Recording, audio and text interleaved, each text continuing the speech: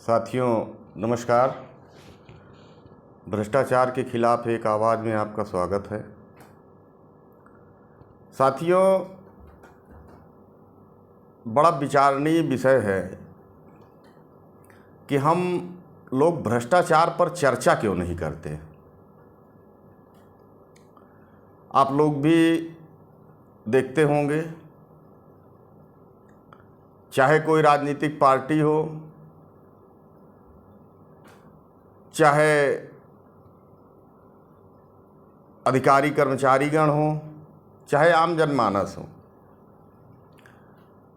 राजनीतिक पार्टियों को ही देखिए, नेताओं को ही देखिए, उन लोगों की डिबेट आप लोग सुनते होंगे। तमाम न्यूज़ चैनल वाले डिबेट कराते हैं। साथियों, उस पर गौर करिए कि कभी भी कोई प्रश्न आता है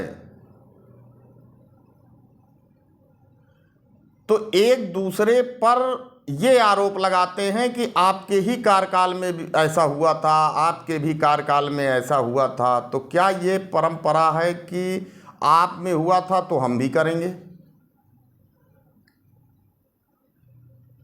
मतलब आपके कार्यकाल में गलत हुआ था तो हम भी गलत करेंगे। ना आप हमको कहिए ना हम आपको कहें। डिबेट इस बात की होती है।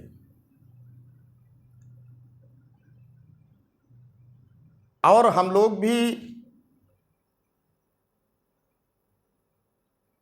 बड़े शौक से उन लोगों की कुड़ो कुड़ो सुनते रहते हैं। असल मुद्दे पर कोई बात ही नहीं करता, कोई बात ही नहीं करना चाहता। उसका कारण है साथियों, जो भी जिम्मेदार लोग हैं उसमें अधिकांश लोग भ्रष्टाचार पर लिप्त हैं। और एक कहावत तो आप लोगों ने सुनी होगी कि न तैमोर कहो न मैं तोर कहूं। ये सब एक संगठित भ्रष्टाचार हो रहा है। सब एक दूसरे से मिले हुए हैं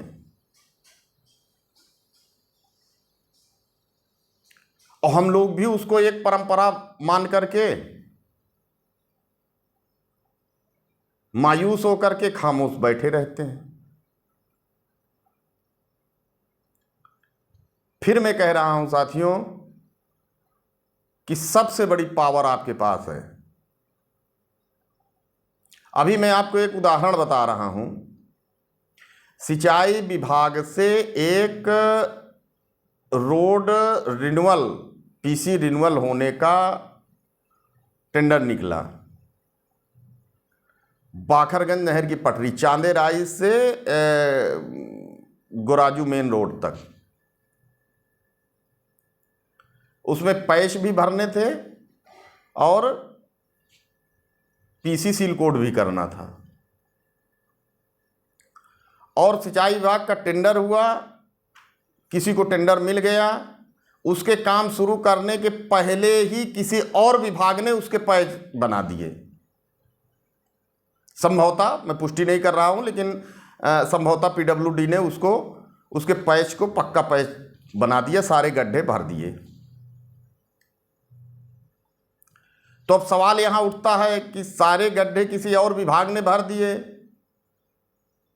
और सिंचाई विभाग ने भी उस गड्ढे को भरने और पीसी सील कोड का एस्टीमेट में इंक्लूड किया है पैसा। अब साथियों, ये इन लोगों का एक षड्यंत्र है।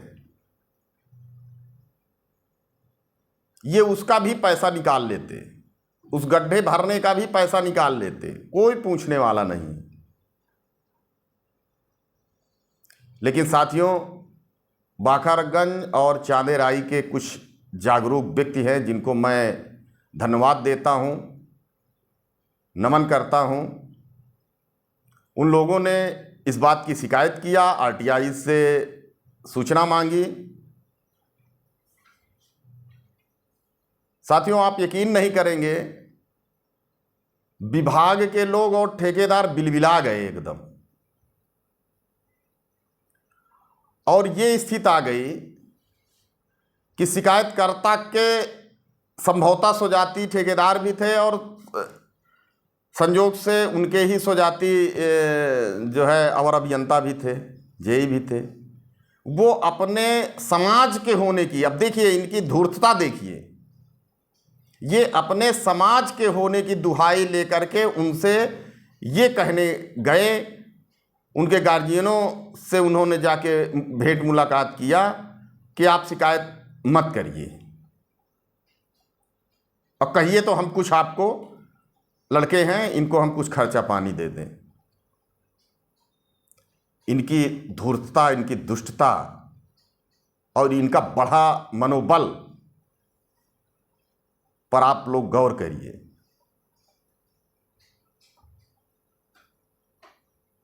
क्या चोरी डकैती बेईमानी में भी बिरादरी और समाज रिश्तेदारी चलता है?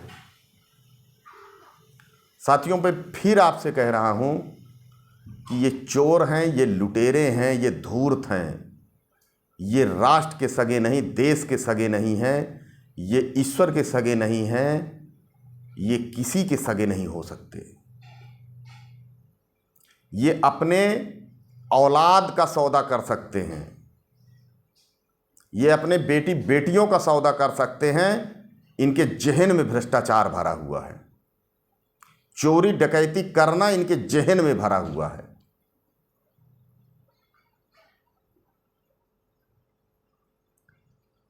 तो साथियों, मैंने एक छोटा सा उदाहरण शेयर किया आपसे, और उसमें हुआ क्या, उन लोगों ने नहीं उन लोगों की बात मानी। जिन लोगों ने शिकायत किया उन लोगों ने ठेकेदार और इंजीनियर की बात नहीं मानी, वो अपनी शिकायत पर अड़े रहे। परिणाम ये हुआ कि वो फिर उस पैच का पैसा नहीं निकाल पाए, एजिंग का पैसा नहीं निकाल पाए। तो साथियों, निश्चित रूप से 3-4 लाख रुपए वो बचा।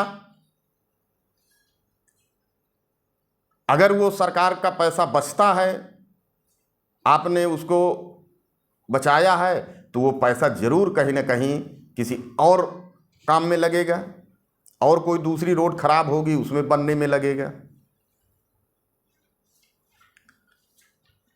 साथियों, हमारे देश में कोई कमी नहीं है, किसी चीज की कोई कमी नहीं है। केवल इन भ्रष्टाचारियों पर निगाह आप कड़ी कर दीजिए, स्वर्ग बन जाएगा। नहीं तो मैं बड़े यकीन के साथ आपसे बात कर रहा हूं कि आने वाली पीढ़ियां त्राही त्राही करेंगी। आज सरकार भी कह रही है कि हमारे पास नौकरी देने के लिए पैसा नहीं है, पेंशन देने के लिए पैसा नहीं है, देश इतने कर्ज में है, इतना उधार लिए है। साथियों, ये भ्रष्टाचार सबसे गंभीर समस्या है, और यकीन मानिए जिस दिन आपकी निगाह कड़ी हो जाएगी, केवल आप चर्चा करना शुरू कर दीजिए, और जहां भी बैठिए, जहां भी आपको एक सार्वजनिक या सामाजिक रूप में बात करने का मौका मिले, इन भ्रष्टाचारियों को चोर ही कहिए, बेईमान ही कहिए, धूर्त कहिए, जिन शब्दों का प्रयोग कर सकते हो।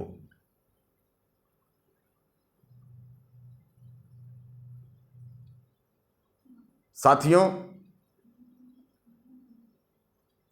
इस समाज का, इस देश का आपके ऊपर कर्ज है। इसको स्वच्छ बनाना, स्वस्थ बनाना, ये हमारी आपकी जिम्मेदारी है।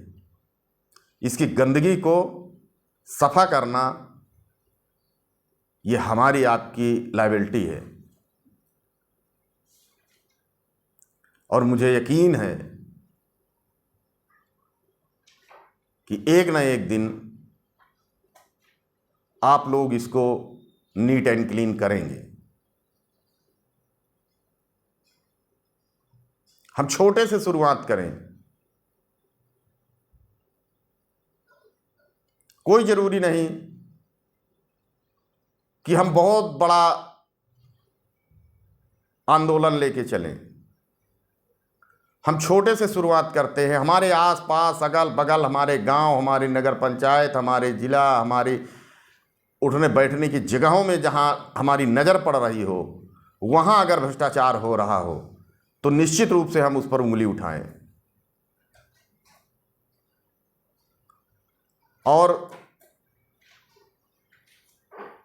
मैं सही बता रहा हूं साथियों कि मैं आपसे कुछ नहीं मांग रहा हूं, ना कुछ मांगूंगा।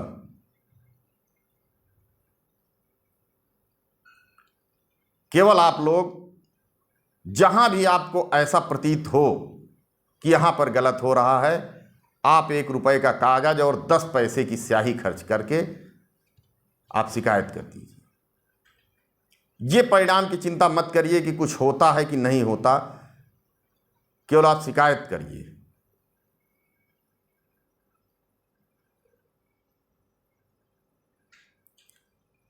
साथियों,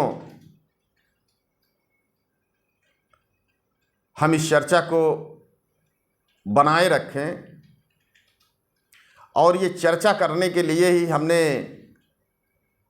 ये चैनल बनाया है। तो आप लोगों से मेरा एक और अनुरोध है कि बहुत से हमारे साथी ऐसे हैं जो सब्सक्राइब करना नहीं जानते हैं। वीडियो तो उनको मिल जाती है, सुन लेते हैं किसी न किसी माध्यम से, लेकिन सब्सक्राइब करना नहीं जानते। तो जो लोग भी जानते हों, अपने यार दोस्त, साथी, मित्रों के मोबाइल को ले करके स्वयं कर दें, उनसे बता करके कि हम इस चैनल को सब्सक्राइब कर रहे हैं। तो साथियों, इस अभियान में बहुत बड़ा सहयोग होगा। हमारी इच्छा है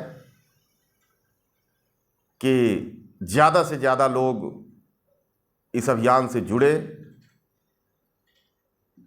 और हम मिल करके एक वैचारिक भावना पैदा करके लोगों के बीच में